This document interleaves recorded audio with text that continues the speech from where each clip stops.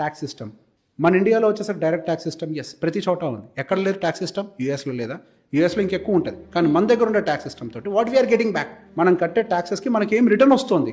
Free education ఇస్తున్నారా? Free health care facilities provide చేస్తున్నారా? నేను ఇంత ట్యాక్స్, ఫర్ ఎగ్జాంపుల్ ప్రతి సంవత్సరం 10 లక్షలు ట్యాక్స్ కడతాను అనుకుందాం. నాకు రిటైర్ అయిన తర్వాత మీరు ఏమైనా పెన్షన్ ఇస్తున్నారా? Why should I pay? అదే యూఎస్లో మీ ట్యాక్స్ స్లాబ్ని బట్టి మీ పెన్షన్స్ కానీ హెల్త్ కేర్ ఫెసిలిటీస్ కానీ అన్ని మారిపోతున్నాయి కదా. యూకేలో మారుతున్నాయి కదా. ప్రతి కంట్రీలో మారుతున్నప్పుడు ఇండియాలో ఎందుకు మారదు? ట్యాక్స్ సిస్టమ్ కూడా మారాలి. You have to give back. నేను రెస్పాన్సిబుల్గా పే చేస్తున్నా. నేను వచ్చి డబ్బులు ఎందుకు నీకు గవర్నమెంట్కి కడుతున్నాను? నా దేశం అభివృద్ధి చెందాలని. ఆ డబ్బులు నువ్వు తీసుకొని వెళ్ళి ఫ్రీగా పంచాలని కాదు. ఆ డబ్బులు నువ్వు సరిగా ఉపయోగించి నలుగురు చదువు చెప్తావని, ఆ డబ్బులను ఉపయోగించి నలుగురికి వైద్యం చేస్తావని చెప్పి, ఆ డబ్బులతోటే నువ్వు మంచి ఇన్ఫ్రాస్ట్రక్చర్ డెవలప్ చేసి మంచి రోడ్లు వేయించి అట్లీస్ట్ నేను ఇంటికి సేఫ్గా రీచ్ చేయాలని చూసుకుంటావని. కానీ నువ్వేం చేస్తున్నావు? ఆ డబ్బులు తీసుకెళ్ళి ఏం చేస్తున్నావు? ఫ్రీగా పంచుతున్నావు. నీ డబ్బులా? నీ జేబులోయా? నీ ఆస్తులు అమ్మేవా? నువ్వెవరికి పంచడానికి? అసలు నా డబ్బు అది. Welfare schemes are not wrong. Welfare schemes ఉండాలి. కానీ వెల్ఫేర్ ఏది? ఈ 75 సంవత్సరాల స్వతంత్ర భారతదేశంలో అప్పటి నుంచి ఇప్పటిదాకా వెల్ఫేర్ స్కీమ్స్ ఉన్నాయి.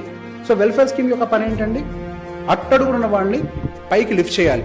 ఎంతమంది జీవితాలు బాగుపడ్డాయి, ఎంతమంది అప్గ్రేడ్ అయ్యారు? ఇంకా ఇండియా లోవర్ ఇన్కమ్ గ్రూప్ లోనే ఉంది కదా. మరి 70 సంవత్సరాలు ఈ కష్టంలో ఎంతమంది జీవితాలు బాగుపడ్డాయి? ఫ్రీ బీస్ వల్ల జీవితాలు బాగుపడతాయని ఎవరు చెప్పారు? వెల్ఫేర్ స్కీమ్ అంటే ఎలా ఉండాలి? ఉచిత విద్యకి ఉండాలి, ఉచిత వైద్యానికి ఉండాలి. ఈ రెండింటికి వెల్ఫేర్ స్కీమ్ కోసం ఎంత కేటాయిస్తున్నారు? అదర్ వెల్ఫేర్ స్కీమ్స్ తో కంపేర్ చేసి వీటికి చాలా తక్కువ కేటాయిస్తున్నారు. అప్గ్రేడ్ ద స్కూల్ అండి. నేను కూడా నా పిల్లల్ని హ్యాపీగా తీసుకెళ్ళి గవర్నమెంట్ బడిలో చేర్పించుకుంటా. నేను ఎందుకు బయట ఫీజులు కట్టాలి? నేను ట్యాక్సులు కడుతున్నాను కదా. మంచి స్కూల్ ఇవ్వండి నాకు. సో ఫైనల్లీ పొలిటికల్ సిస్టమ్ కూడా చేంజ్ అవ్వాలి. డెఫినెట్ గా ద వే నో, మనం మారాలి.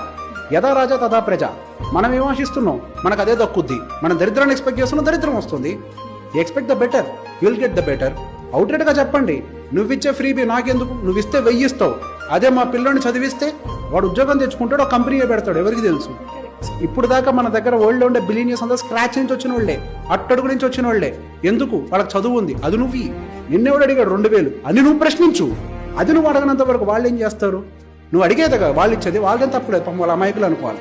వాళ్ళ అమాయకులే. ప్రజలే దొంగలు. మొహటమేం లేదు. ప్రజలే దొంగలు. నాకు డబ్బులు కావాలని అడిగావు. నువ్వు అడిగావు కాబట్టి ఇస్తున్నారు. అంతే.